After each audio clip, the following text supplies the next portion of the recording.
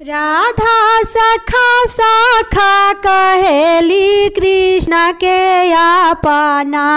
राधा सखा सखा कहेली कृष्ण के अपना। कृष्ण जी हमारा के जाए दी झूमर खेलेना। राधा जाता तो जाऊँ झूमर खेलेना।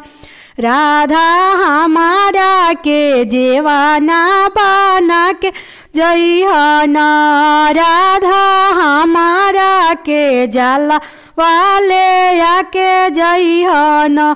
कृष्ण जी जेवाना बनावत बड़ी देर हुई है न। कृष्ण जी दुआरा पर सखी सब खाड़ बाड़ी न। कृष्ण जी दुआरा पर सखी सब खाड़ बाड़ी न।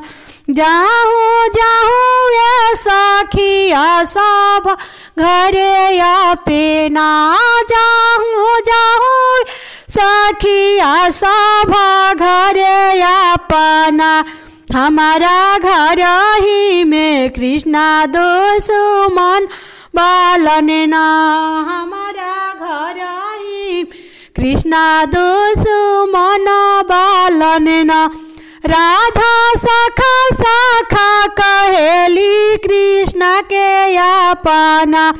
राधा सखा सखा कहेली कृष्ण के अपना। राधा सखा सखा कहेली कृष्ण के अपना। कृष्ण जी हमारा के जाए देहु झूमर खेलेना। राधा जाता तो जाऊँ झूमर खेलेना। राधा हमारा के से जी लगा के जइहा।